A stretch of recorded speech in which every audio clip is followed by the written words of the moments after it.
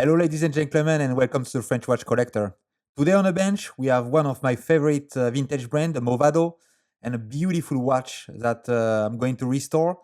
So yeah, if you are first time viewer on the channel, I'm passionate about watches. I'm not a watchmaker. I do this as a hobby. So yeah, just follow me along this restoration on this beautiful watch. So you can see a watch with a gold case. We are just going to check if the watch is working first. Yeah, the hours is turning. That's the first check. Let's see if we have a jump around midnight. So this is a triple date. So it means we have the date, the day, and the month. And yes, the date and the day is jumping. So that's good. So that's working. We have two pushers that to do a quick set date. So that's for the month. Actually, it's a quick set month if you want. It's hard to push with. It's quite a long travel on a pusher. And we have one for the date there. And the day obviously is adjusted manually with the crown. Okay, when we put it on a time grapher, we can see the watch is losing 30 seconds per day. That's not really good. And the amplitude is really low, around 200. So, and the bit error as well is high at 3 milliseconds. So yeah, it's not running very well. So it's in need of a good service. Okay, so now we are going to open the watch and see what we can find inside. First, the case back. We see some numbers there, the serial number, the model number, and it's a 14 karat gold field. So it's kind of a gold plating if you want. And I love Movado for this, like their movement are so beautiful. I would like to use the opportunities just to say that my channel actually grew quite a lot, much faster than anticipated. So as a thank you, I will announce that just a bit later in a video, a special giveaway that I will do for Christmas. So stay tuned to know more about it. Okay, just removing the hand on the watch. First, I remove the small sub-second hand there with a set of hand lever. Just using my carbon tweezer tips just to make sure I don't scratch this beautiful. I like the patina on this dial. Only the numbers around, like the date, are a bit off, or it looks like somebody tried to reprint them. But the rest of the dial is in good condition actually, and it's really nice the patina that develop on the dial. Just going to store the hands safely in this little box, just to make sure they don't get damaged during the rest of the disassembly process. And later we are going to put more parts as well in this box. Okay, so now let's take out the movement out of the case. So there is this big blue screw right next to the balance. Don't really like that, but yeah, there we go. Now it's removed. Just going to release the setting lever screw there, just to make sure we can release a winding stem. And we took the the watch out of the movement. Now we can release the dial. Beautiful dial. Again, we're going to put it in this special box there. It's made for to keep the dials and all the delicate parts away. And we can start the disassembly process. So first, we are going to disassemble the complication, which is on this watch, like all the day, date, and month function. So removing first the two discs where we have the day and the month. We are going to store them as well. And you see I'm handling them very carefully with my tweezers. And if you want to find more information on the tools and oils or everything that I use in a video, you can find below in the description. I put some links. Obviously, not everything is there, but if you have any other question, just put it down in the comment and I will be very happy to answer your questions. Okay, so now we are disassembling all the mechanism for the triple date function. This is a day wheel in the middle. You can see that the hour with the wheel which is driving as well the calendar mechanism. All the springs that I use like on the different wheels. And the pushers as well. You have the pushers to do the quick side date. So it's a bit like a chronograph. As well, you see like it's a lot of screws on this part of the watch. Just to make sure, like on a chronograph, just to be sure I don't mix the screws, I will place them back each time. I remove the screw, remove the part, and put the screw back. So that's why you see the screw back on the plate there. So now I'm removing the pushers. I removed all the springs to remove the tension. And now I'm removing the parts. Oh, this one just jumped here. Here we go. It did not go very far. And this is, yeah, you see that this disc there for the date, which with like little fingers, we make the date jump. Just grabbing it. There we go. Oop, it jumped as well. Like I have like slippery tweezers, yeah. And this big disc, or there we go. That's it. We have the cannon pinion that I'm going to remove with my Presto tool. Just remember it's friction mounted, so yeah, you have to use special tool to lift it up. What I like on this movement, you can see there is a center jewels. Like not in all vintage movement you will have a center jewel, but yeah, on this one you have. So I'm going to remove the power now. I'm just move to the other side, just releasing the power, holding the crown in my hand, just gently releasing it, just to make sure the spring doesn't unwind too fast. And the first part that I always take out is this balance spring, just to make sure it doesn't get damaged during the disassembly process. So very gently. This one is quite tight actually.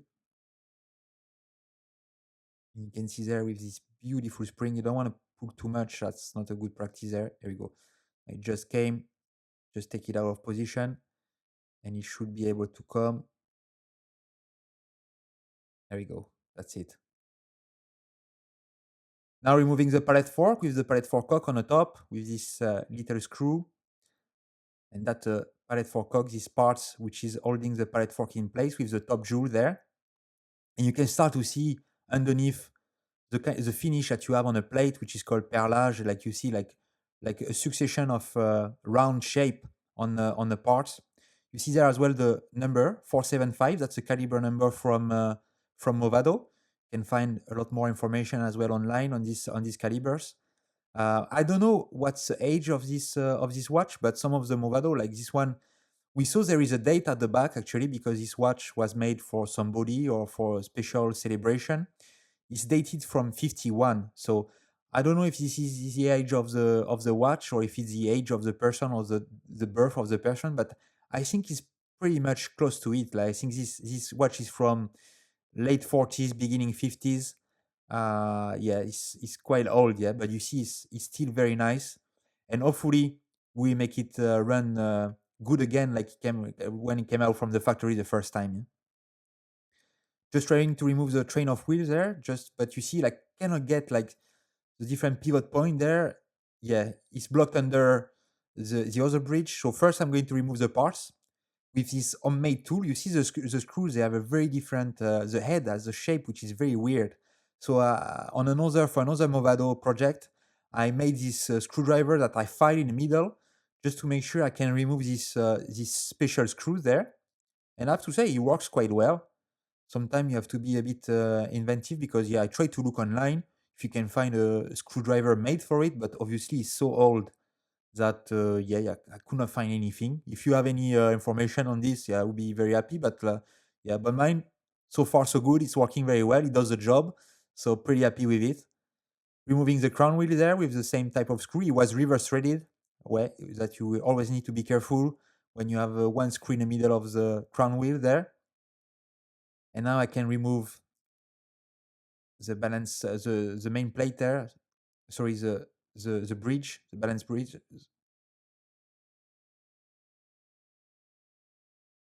Just using a screwdriver to go around.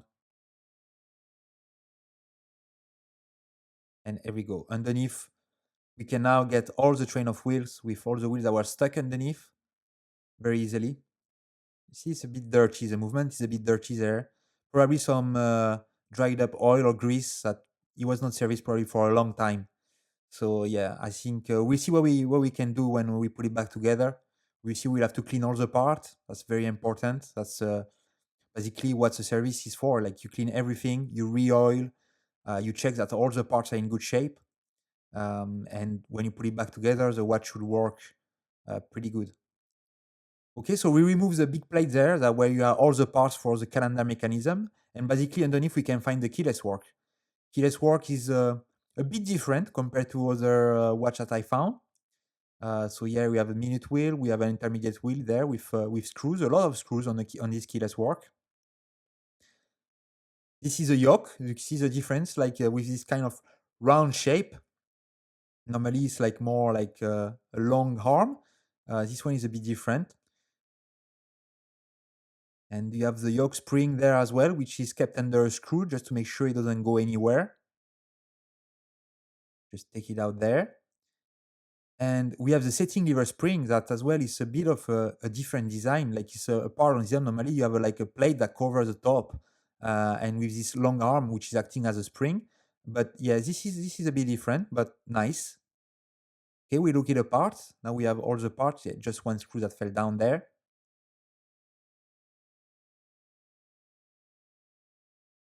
Just taking out the last two parts. We have the clutch and we have the winding pinion there, and all the parts are out of the watch. So now we are just going to clean the jewels a bit with a piece of pegwood just to make sure. We saw it was quite a lot of dried up oil or grease. So we are just going to rub, if you want, the jewels with this piece of wood just to make it, the oil or the grease, a bit loose.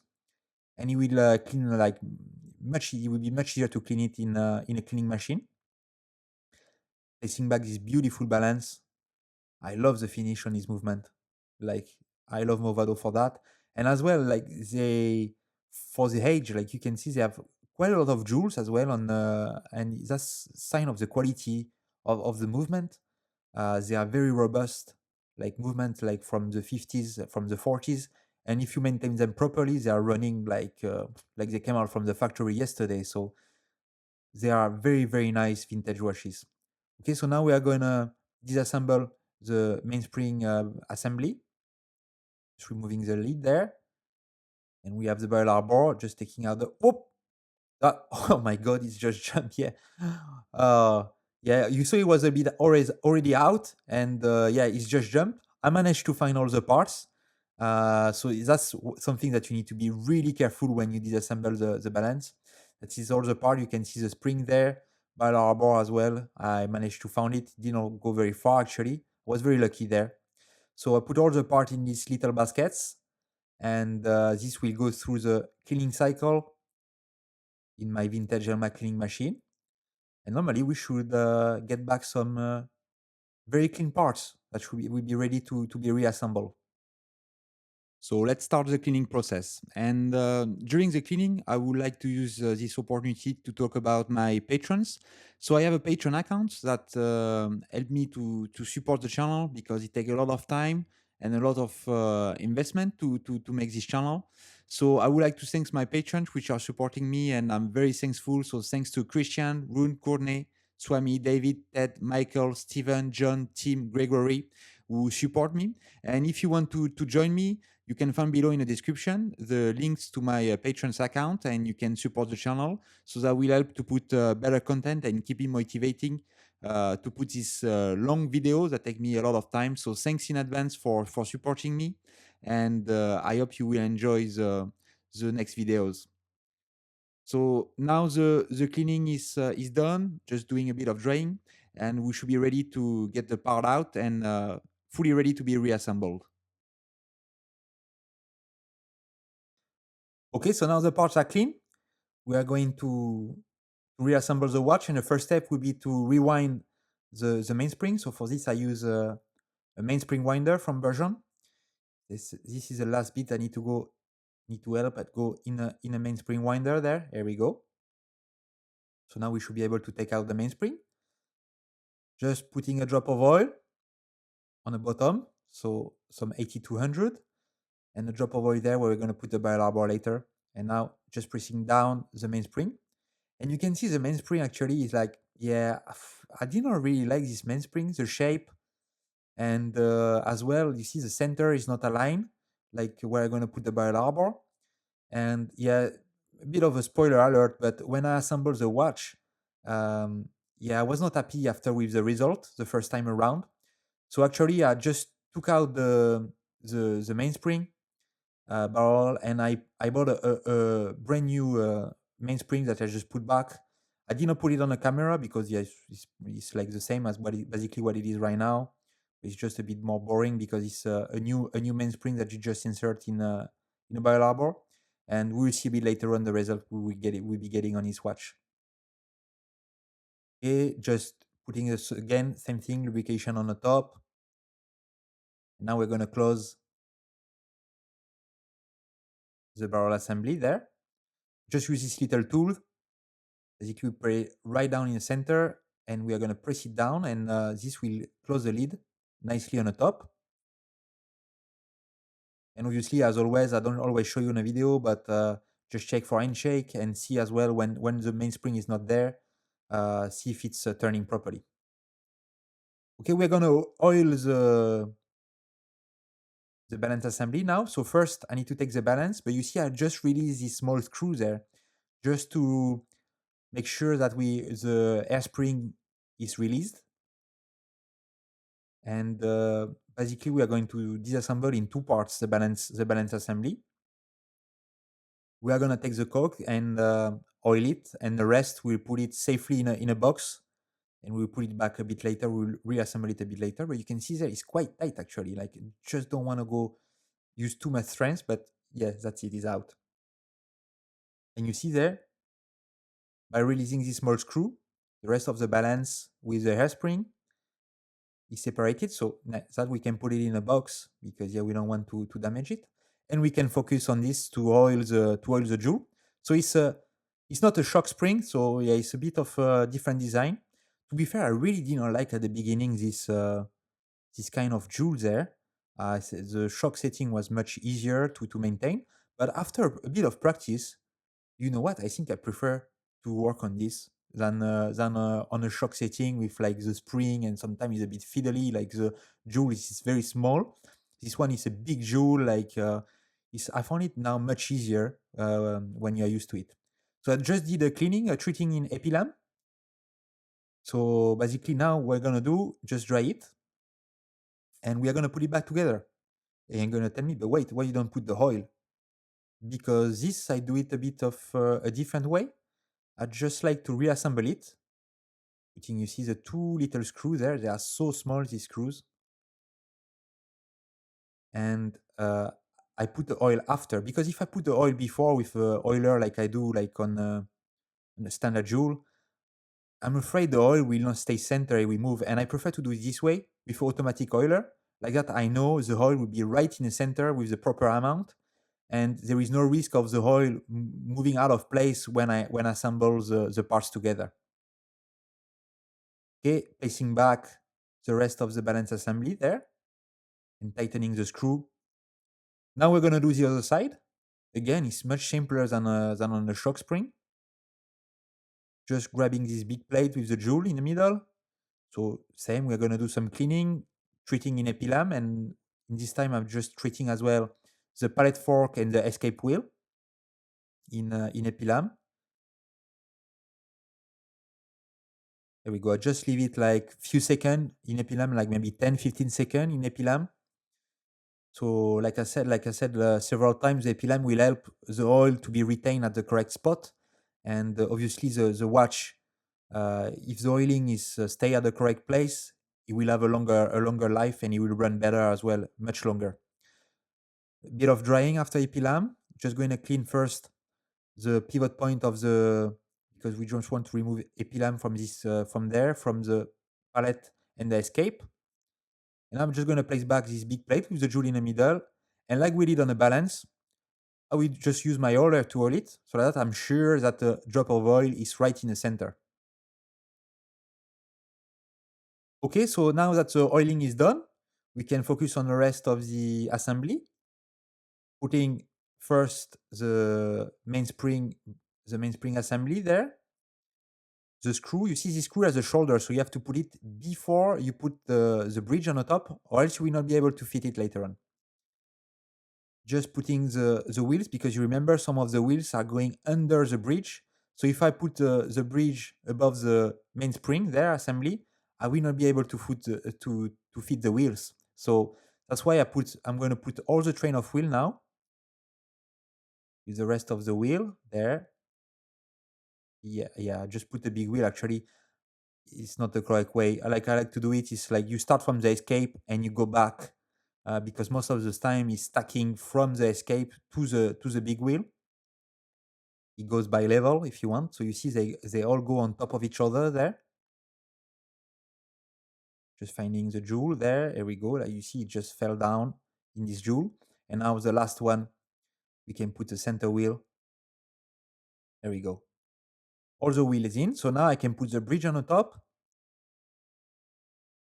The bridge will cover, like I said, the wheel, so we'll not be able to remove them later. So this one is quite easy to align because you only have like the big wheel, it's a big pivot there. You see, here we go, it went in the jewel. We have the barrel arbor and the little screws that we put before. And now I'm going to put the train of wheel bridge. This one is a bit trickier to align, but actually on this watch, it went quite well. Sometimes it can take a long time to align, and sometimes you just drop it in place and it goes like everything is aligned, like all the wheels are in their proper jewel and they are all turning. You see that now it's not turning. I'm trying to move the mainspring assembly, it's not moving. So just up, it went down a bit, like it just pressing it down. Just want to go step by step because you don't want to risk to crush a pivot point. So you need to go very slowly. There is still not in place fully. And that's it. Now it's in place. I'm gonna put the screws just to secure first the balance, the mainspring, sorry, side. And that's it. You see it's turning, everything is turning. So it means everything is in the correct place. You can put the screws there, the two screws on the bridge. So to thanks everyone and supporting me on this journey, I would like to do a special giveaway. I would like to give one of my watch that I restore on the channel. So for this, if I reach 10,000 subscribers before the 25th of December, I will do this giveaway on the 26th. So we need to do 3 simple steps to enter the competition. First, you need to like this video, be a subscriber, and put a comment down below what you love about watches. And we will see on the 26th who will win this beautiful watch.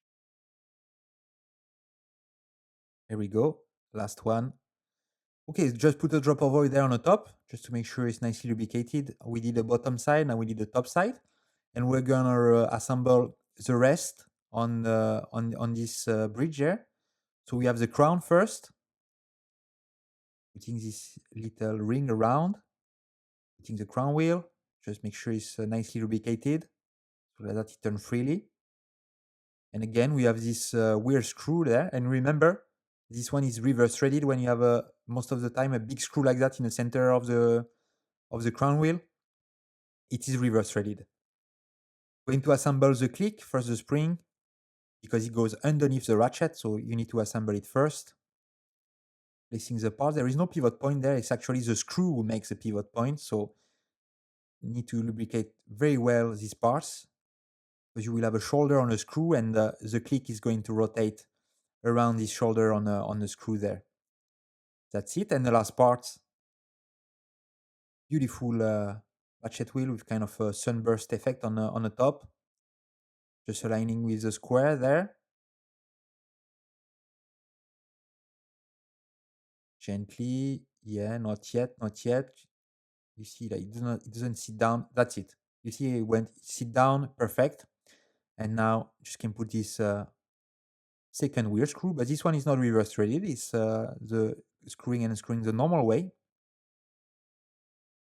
Okay, so now we just move to the keyless side, to the dial side. We are going to assemble the keyless work. Just putting some grease first on these parts. I see a lot of friction and a lot of tension, so that's why we use heavy grease, high viscosity. And we can put back the winding stem, going through the clutch here as well. There we go. Setting lever. Just putting a bit of grease there where we're going to put the yoke which is going through the middle of the clutch. And you remember it's a bit of a different design, like a bit more complicated than usual, some extra parts, some extra screws. So putting the spring there, the yoke spring, which is a really strong spring, so you always need to keep it in place with a tweezer or with a plastic stick in this case. And just arm it on the yoke there. There we go. Now it's in place. Just make sure it's sitting down, fully down. And this one is secure with a screw, just to make sure it doesn't jump, doesn't move. We have the setting lever spring there. These 2 little screws.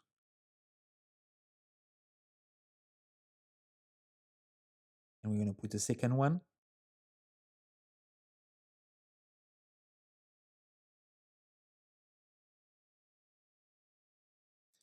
just putting some grease there as well on the spring, which when you come in contact with the setting lever. There, the yoke as well, just putting some grease. So I put a bit, obviously I put way too much there. You see, I like to make it move, and after we clean the excess, but all the contact point, we know that the grease will stay there, it will be in contact, so that's good. Now we're gonna lubricate all the jewels. First, the one before we put the cannon pinion, friction mounting there, so you need to use a bit of strength just to click it in place. There we go. Lubricating the jewel that's underneath the minute wheel. This is the other jewel where we'll have the sub-second attached to it. So you see they are really small, and you want to use the right amount, not too much, not too little.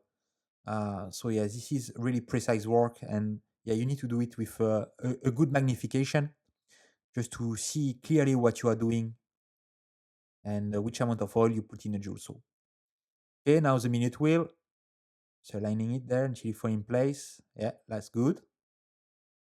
And we have this plate on the top. Just come and keep the minute wheel in place. Perfect. So the keyless work is done there. So this side is done. We can move back to the other side. We're gonna put the pallet fork. Went straight away on a bottom jewel there. Perfect. It's aligned with the pivot point, and this beautiful cock there with the perlage on top. See, just put a bit of tension on it, like with my plastic stick, and yeah, up, you saw it. I just moved down, so it means it aligned with the pivot of the pallet fork. So now I can press it in place. It's quite, some of the parts are actually quite tight. Depend on the watch. Sometimes you have a watch where the parts fall in place and it's not tight, and sometimes and you see clicking, so that's good when I put a bit of power. And sometimes you have some watch where yeah, the parts go, but it's a bit tight, so you need to use a bit of strength, which can be a bit dangerous sometimes if you did not align properly the parts before. Yeah. Okay, so after oiling the jewel on the train side, we're gonna put the pallet fork, the balance assembly. Sorry, we just align it on the bottom jewel there, just twisting it and just pressing in place. So that's where you need to be very gentle. Sometimes it starts straight away, and sometimes it's a bit tricky. So again, you want to push it, but not too, because you don't want to run the risk of bending a pivot. So you want to go very slowly. You see that it's not in place; it's moving around, so it's not aligned in a top pivot there.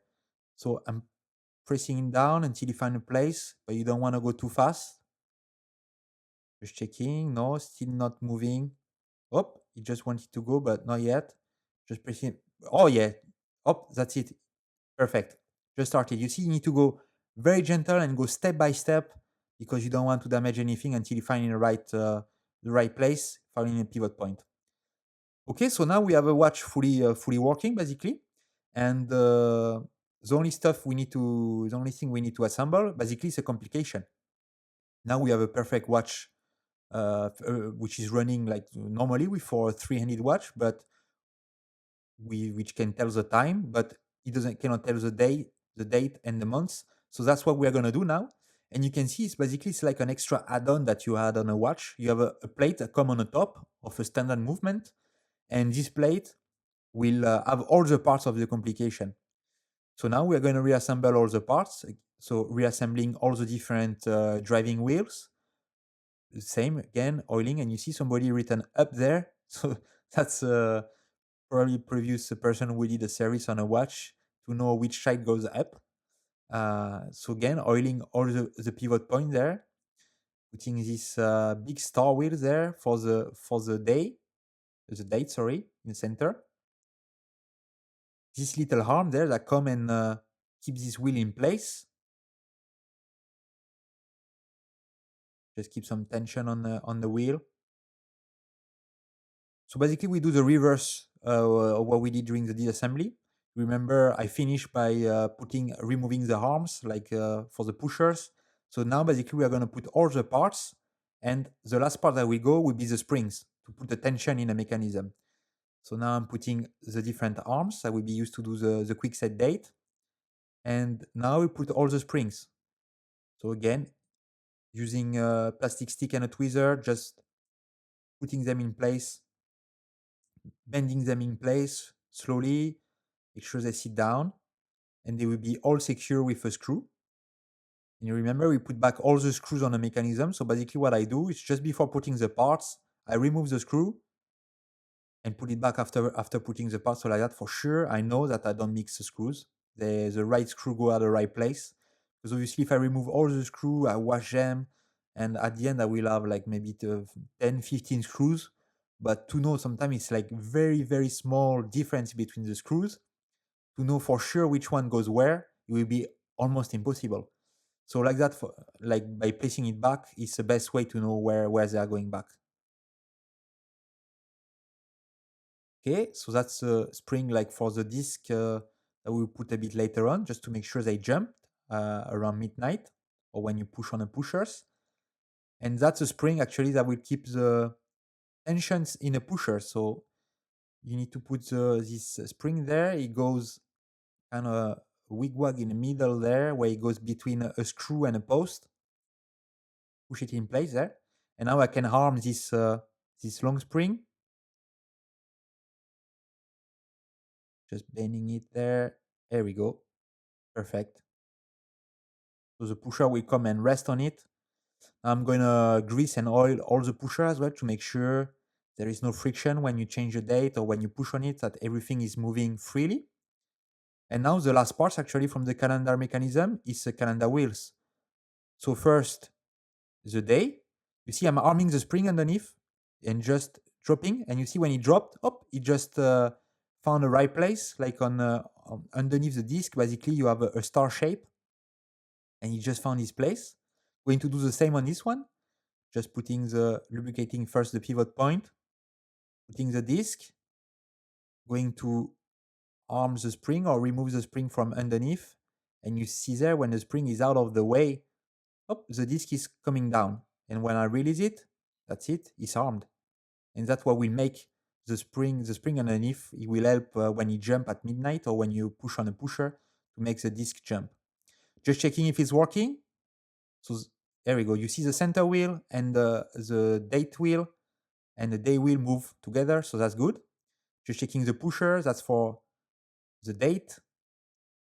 And the other one was for the month. So let's check if it's working as well. Yeah, perfect. You see the month is moving. So we can put back this beautiful dial. Just putting the dial, just pressing it in place very gently, finding a right place. The disc are quite well aligned as well. It's in the middle of the window, so that's good. Just securing the dial feed screw underneath just to make sure the dial stay in place. And we are going to turn and see if the day and the date, obviously the date we cannot see because we did not put the hand there, but when is it jumping? Yeah, it's coming. And tack, you see the jump? So that's the spring we put underneath the wheels that make this jump. Okay, so now we know we are at midnight. So actually for the date, it doesn't really matter, but we are going to put this indicator in place. We just align it on a date and just see, yes, it's jumping together. And when it's jumping, obviously you want it to jump at midnight or as close as possible to midnight. We can put the hour hand. We will align it to midnight. Yeah, just placing it back a bit. Just make sure you see my carbon tweezer tips there. We can press it now gently. Here we go. We do the same thing on a minute hand. Just after a jump, we align it to midnight and just press it in place. There we go. Perfect. And the easiest hand, actually, you don't have to do anything with this one. Just push it in place, put it in place and press it. Just checking there. Yeah, it's not low enough, so I'm just going to put a tiny bit more. There we go. I just did a quick polish. Actually, I use my wheels, which is like the lightest, so it's just to give it a shine. It's not really to polish it, just to give a spark on the gold, a tiny bit. So I did the case back, the crown as well, just to give it a bit of a shine, not a polish, just a gentle shine on the gold plating there.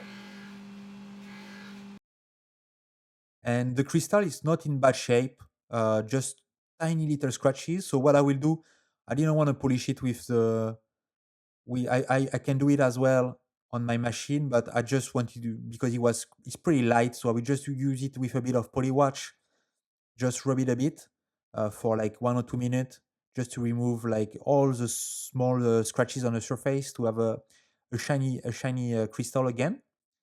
So that's it. We'll clean all the parts, obviously, just like to clean them in ultrasonic machine. And when it's done, I can assemble them back. So first the crystal, put it back on his ring. That's pretty easy to put as well on a ring. You don't need to put it on a press. Most of the time by hand it goes, because you can bend the ring a bit. When you put back the pusher, just put a bit of molecule grease there, just to help. Obviously it's not a watch which is watertight, because you see there is no seals or anything around, but it will help a bit for dust or parts to come inside the watch. The grease will prevent bad parts from coming in. Just placing him back on the top. You see it's a watch that you disassemble from the top. Now it's back in the case. Just put back the crystal there for protection. And turn it around, and we are gonna put. Now we should be able to put a winding stem. Just to introduce it there, finding the hole. Yeah, it's not aligned. That's it. Now align the watch properly with the winding stem.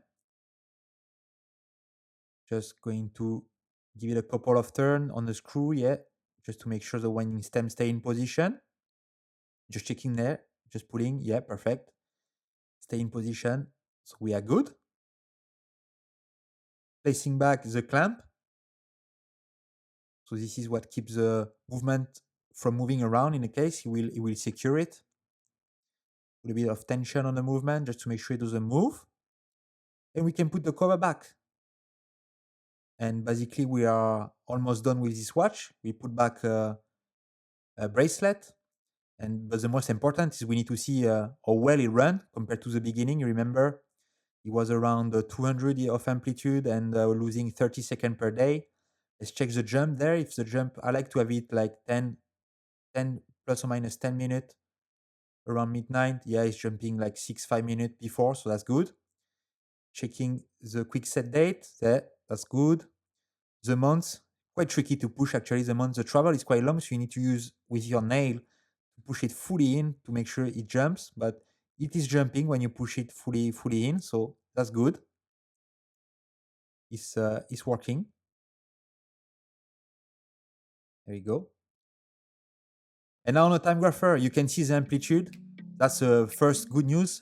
Around 310, which is very high for a vintage watch, which is quite good. The rate, I managed to get it around -1 plus 4 seconds, which is very nice as well. It's only the bit error. I like to get it below 1, but I could tweak it, but I run the risk of damaging it. I prefer to leave it like this. And this is the finished product on my wrist. Such a nice watch, such a beautiful vintage Movado. I hope you like the video, and I see you next time for my next episode. Bye bye.